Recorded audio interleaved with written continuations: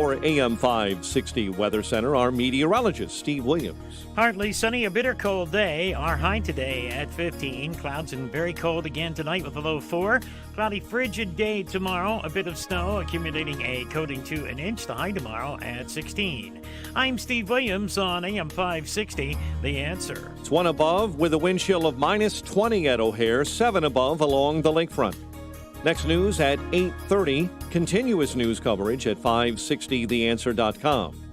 Chicago's Morning Answer with Dan and Amy continues next on AM 560, The Answer. From the Matrix Home Solutions studios, this is Chicago's Morning Answer on AM 560, The Answer. Listen to AM 560, The Answer, online at 560theanswer.com, on the AM 560 mobile app, on your Alexa-powered smart speaker, on TuneIn, iHeart, and radio.com. This is Chicago's Morning Answer with Dan Proft and Amy Jacobson on AM 560, The Answer.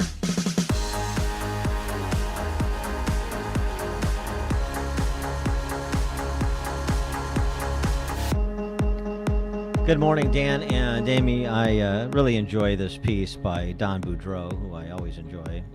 Over at the American Institute for Economic Research, Boudreau runs the Mercatus Center, George Mason University, noted economist.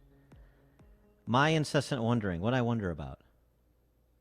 My incessant wondering about COVID is about why people don't wonder. My incessant wondering about COVID is instead about what other people think or refuse to think about COVID. The other people being those who, after reading this piece, will accuse me of being either appallingly selfish or inexcusably unaware that the coronavirus spreads through humans coming into close physical proximity to each other.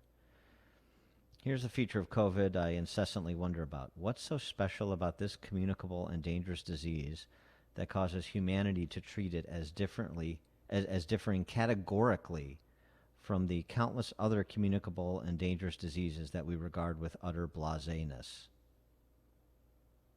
It won't do to answer that COVID's lethality is higher than normal. Such an answer,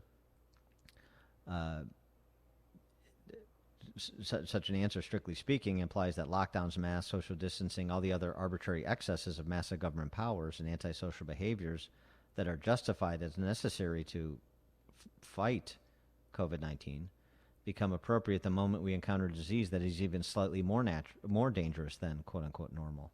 How much higher than normal must rise the lethality of a communicable pathogen in order to justify the sort of wholesale rearrangement of human existence and crushing of human freedom that we've suffered over the past 11 months?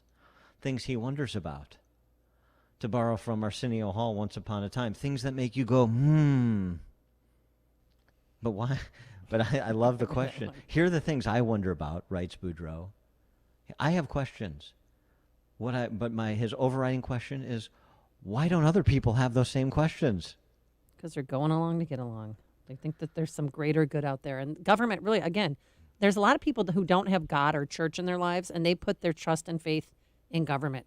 And so if government says, oh, you should hunker down, you should stay inside your house, think of COVID as an army out there trying to get you. You wouldn't remember when Dr. Nzike said that? She said you wouldn't really care about getting your dog groomed or going to work if there's soldiers outside trying to attack you. And that kind of mindset, that is indelibly etched into a lot of Chicagoans' minds, and that's why they're doing what they're doing. And they do the half moon around you, or they zigzag, and they don't talk to your neighbors anymore because, my God, you could get the COVID. It's ridiculous. Right. We have a wartime president, and we're all doing our part to aid the war effort. For more on this, we're pleased to be joined by Tom Woods, New York Times bestselling author, senior fellow at the Mises Institute, host of The Tom Woods Show, and author of The Politically Incorrect Guide, author of Your Facebook Friends Are Wrong About the Lockdown, a non-hysterical guide to COVID-19. Your Facebook friends are wrong about the lockdown, a hysterical guide to COVID-19. Your Facebook friends are wrong about the lockdown piece is what I really enjoy. I love the sarcasm. Tom, thanks for joining us. Appreciate it. Thanks, Dan. So I didn't realize that my Facebook friends were not all noted epidemiologists. I have built up a little bit of a brand now coming up with free ebooks called Your Facebook Friends Are Wrong About Blank. It works for everything, Dan. Every topic you can think of, whether it's guns or healthcare or whatever. And the thing is, I know we curate our Facebook friends, and we know most of them because maybe we meet them at conferences or whatever. But we have our high school friends who, for some reason, despite all the hundreds of intelligent posts we've put up there over the years, they're still stuck in their old conventional views. It's like we've posted nothing. Has it all been in vain? So I've released these ebooks. And so I got to start because I perused your ebook.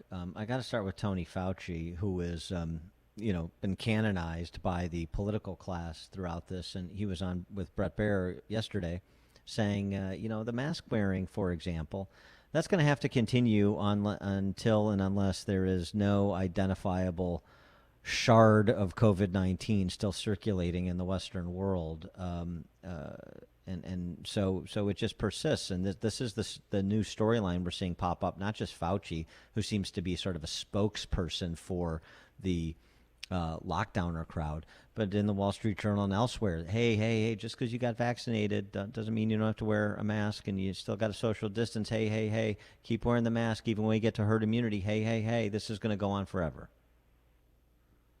Well, Fauci, I had on my program a fellow you should look into talking to. I love this guy, Jay Bhattacharya. He's a professor at Stanford. We've had him on, sure.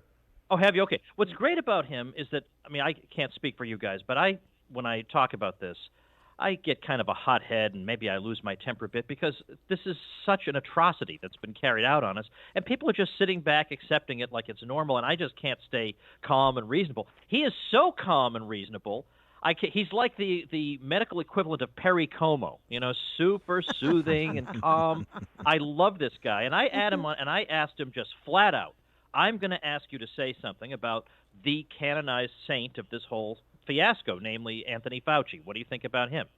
And he was very blunt with me. He said, look, I have a book on my shelf, co-edited by Anthony Fauci. I know he is a credentialed expert on some things, but he's not omniscient on every conceivable field, among them balancing costs and benefits when it comes to policies like this. And he says, look, Fauci's been bad on schools. We've known the research on schools since there was a contact tracing study in April in Iceland. We knew right away that schools were not a source of spread, and he's been spreading panic about that. He had this ridiculously embarrassing exchange with Rand Paul about there not being any. He didn't know about T-cell immunity or pre-existing immunity to this virus among some people, but there's plenty of research on that. I think it wasn't until September or possibly even October before he finally acknowledged there might be some side effects to lockdown. There might be some collateral damage. Oh, you don't say. Even the New York Times, when the New York Times admits something, it's overwhelming. They have no choice. The New York Times pointed out some time ago that over the next several years, there are going to be more than 2 million excess deaths from tuberculosis, HIV, and malaria because of missed health services because of the lockdowns. Now, that's millions of people. This is not even, no one's even bothering to point that out because they're monomaniacally fixated on one thing. So Fauci, it went unnoticed by him when 40 million people were suddenly unemployed spring of last year? No, somebody did ask him once, and this was reported in the Wall Street Journal, are you factoring in collateral damage from lockdown? He said no, because his view was that's not his role. I'm a medical professional. I'm supposed to tell you how to go after this virus. Okay, I suppose maybe that is partly his job, but the real question is going after one virus, should that be our society's goal? Well, there's no scientist who's trained to answer that question. That's just superstition to think that. That's a philosophical question that we have to answer. We have to balance a lot of costs and benefits here. You could save some lives possibly from the virus, but you're going to lose lives in other ways, and you're going to destroy the very reason we're alive in the first place. If living was just a matter of biological existence, then I guess we should all be perfectly satisfied to sit in a windowless room eating cans of Navy beans for 75 years. But this is not fulfilling. This is not why we're here. A physicist who listens to our show sent an email this morning that I really like. I think he really encapsulated how what science education has become at the K through 12 level, but also now, that spills out into social media and the other places that you were discussing. He writes, science education has become little more than a computer-generated magic show intermixed with some live tricks. The underlying theory is sometimes taught and always absent the hands-on experience of working with equipment and the errors of measurement. Science is taught as absolute knowledge rather than as a process of theory and measurement and debate. And, Tony Fauci, these TV doctors, they would do the nation a service to maybe take a step back at some point and explain to people what science is and what it is not. It is not absolute knowledge. It's what this physicist who wrote to us says it is, a process of theory and measurement and debate.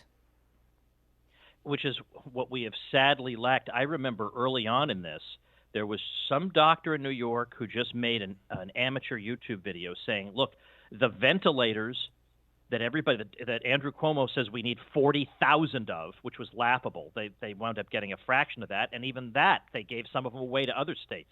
He said the ventilators are making the situation worse. Now, of course, that wasn't, quote, the science of the time. That was a dissenting voice.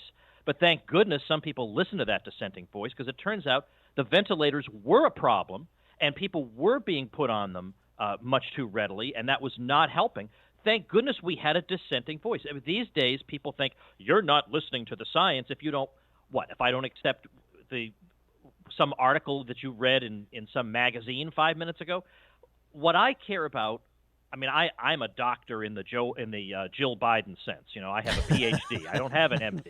Okay, but as a PhD though, I can read charts. Okay, I'm not an epidemiologist, although I've talked to a lot of them and they agree with me. I can read charts.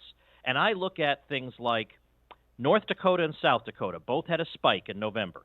And South Dakota stayed laissez-faire, no state-imposed restrictions. North Dakota imposed restrictions, same curve.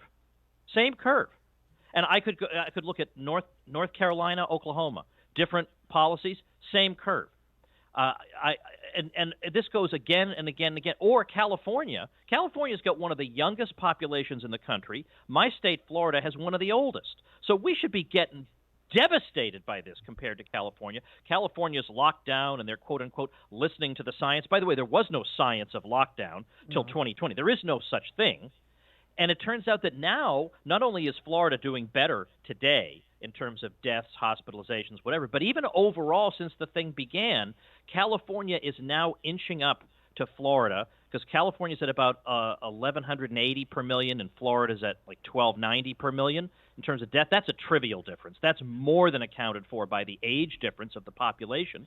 And California has ruined everybody's life for almost a year. Yeah. At some point, you have to sit back and say, is this doing any good? Or is it just voodoo that they don't dare back off from, because then they'd have to admit they ruined our lives for nothing? Well, what about the mental health aspect of this, and especially our children? I know here in Illinois, we've had 5 quote-unquote COVID deaths. They all had comorbidities, and there's 3 toxicology reports still out on 3 others who possibly could have died from complications due to COVID. But we've had 40-plus suicides, and most of them were just the isolation of it all. I mean, we haven't been in school in 331 days, have not stepped foot in my kids' high school in that long. Yeah.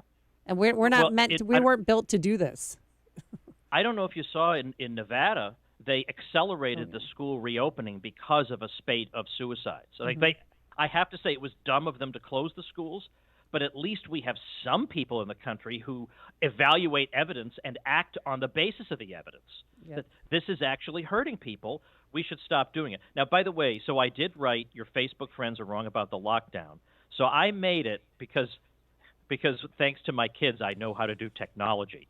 I made it. It makes me seem like a wizard, but it's really just them teaching me behind the curtain. It's the kids running things. Yeah. But if you text the word lockdown to the number 33444, you actually get that ebook for nothing. Just giving the thing away. Oh, nice. 33444. Unlike Anthony Fauci's speeches after this is all over, which will not be delivered for free.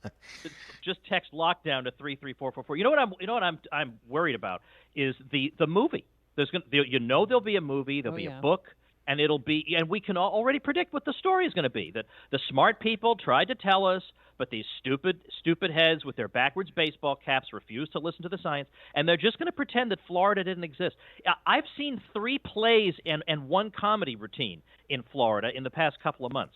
People are rehearsing plays in my state, and I am not driving by piles of corpses on my way to work.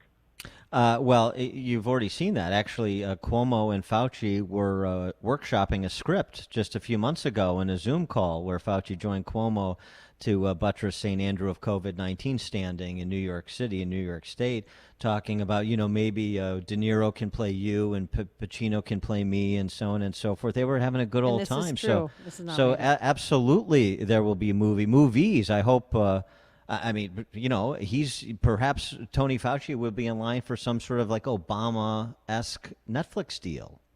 But yet, isn't it interesting that Cuomo had to say a few weeks ago, look, we have to start reopening because if we don't, his words were, there won't be anything left to reopen. Yep. Now, of course, we've been saying that all along, but it was so bizarre reading the comments on that because, of course, he's spent the last year terrifying everyone in New York. So they're not going to turn on a dime. They're all saying, why won't our governor keep us safe anymore? I mean, it's sad and scary. I want to get your reaction to a couple of things Holman Jenkins wrote. Holman Jenkins in the Wall Street Journal has had a lot of good commentary on COVID over the many months. And he talked specifically in a recent piece about 2 lessons that we should learn, that we won't, but he's trying. The first was taught in quick succession by Wuhan and then northern Italy. When hospitals visibly break down, constraints on political action, much of it ill-advised, will tend to disappear. That's one lesson, so that perhaps this idea of restraint will be reconsidered the next time around. Number 2, the lesson concerns the vaccine, and he's really been beating this drum, that whether via challenge trials or suspending sort of the normal protocols with respect to the clinical trials to get a vaccine to market once the particular properties of the virus had been identified, which was more than a year ago, we could have gotten a safe and effective, maybe not 95% effective, but still safe and effective vaccines to market faster than we otherwise did, and saved many more lives in the process. And the argument that people wouldn't have confidence in it if we subverted the normal clinical trial procedures that are FDA mandated. That turned out not to be true, too. I mean, there was just as much cynicism going through the FDA-demanded procedures because of all the politicization of everything COVID-related. What do you think about those 2 lessons, one on the vaccine and 2 on, when the perception is the healthcare system is breaking down, then, civil liberties and economic interests be damned? Well, I agree with them both, and I'll elaborate on one of them. I think it's another lesson that comes out of the fear, anyway, of the health system breaking down is the importance of looking at numbers in context. We hear these scary numbers of the percentage of such and such beds in hospitals being occupied, and it sounds scary because none of us know. How do we know what the normal load of patients in a hospital is expected to be in ICU beds or whatever? Compare it to previous years. The hospitals generally, in order to keep the lights on, the ICU has to be 90% full. The beds have to be full 80 to 90, sometimes even higher percent. That's the way it is all the time. But nobody. So every time somebody tweets that out, some reporter breathlessly tells us, "Oh, this percentage of beds is occupied." I always ask, "What percentage was occupied last year?" I know. I've asked and of course, that. What was it 5 years ago? To look. Yep, they don't look. Yeah. And then have you noticed too that the flu's gone? Do you know that we have one reported case of the flu in Chicago? Yeah. Now they try to explain that away by saying, "Oh, it's because of all our masks and social distancing." Yeah. Okay. First of all, yeah, nice try. But also, even places that are notoriously lax about masks and social distancing also saw the flu disappear. So sorry, that excuse doesn't, because they're desperate to keep those masks on our faces. So they're trying to find some reason to say it's been good, and now they're claiming the flu. But even where they're not, even Sweden doesn't have the flu, and Sweden is like 95% unmasked. Yep. So and the story is that you don't identify something you're not testing for. There's that, but they have been. The thing is that the test results have just been extremely low, and there are various explanations. It's not simply that all flu is being coded as COVID. That's one theory, And there's another theory that some people have had that in some ways COVID seems to crowd out other things, including influenza. I mean, there's no way for me to distinguish or to discern what the truth is in here. Tom Woods, New York Times bestselling author, senior fellow at the Mises Institute, and a host of the Tom Woods Show, author of Your Facebook Friends Are Wrong About the Lockdown, a non-hysterical guide to COVID-19. And give us the text message again where they can get the ebook. You can text lockdown to the number 33444. And Dan, let me tell you something. You were one of the few radio hosts I've ever talked to who can correctly pronounce the name Mises. So congratulations, man. I slogged through Human Action, I'll have you know. So, good, yes. Good for you. Yes, that is great to hear. Tom, thanks for joining us. Good luck with the ebook. My pleasure. Thanks a lot. Thanks, Tom. And he joined us on our turnkey.pro answer line. This is Chicago's Morning Answer. Your show keeps me alive during the week. There's nobody I'd rather listen to between 5 and 9 in the morning than you guys. On AM 560, The Answer. You know, when I was a kid growing up in Mount Prospect, I remember my parents discussing the 8.9% interest rate on a 30-year fixed mortgage. Times have changed. Hi, Amy Jacobson here. And in case you haven't heard, mortgage rates are truly at an all-time low, 3% and under. So do not wait. Call our great friends over at United Faith Mortgage. United Faith Mortgage is a small family team, just a couple dozen team members, run by father and son, John and Ryan. Faith is at their core, and they take their stance in their marketing as well. And now more than ever, we have to stick together. So if you want to work with the best in the business, call our good friends over at United Faith Mortgage. Their team is lucky to have a direct lender advantage. That allows them to often get you a better rate and save you monthly and lifelong money. Did I tell you that they'll pay your appraisal fee up to $500? UnitedFaithMortgage.com, UnitedFaithMortgage.com. United Mortgage Corp, Melville, New York. NMLS number 1330. Ryan Vreck, NMLS number 65233. For all licensing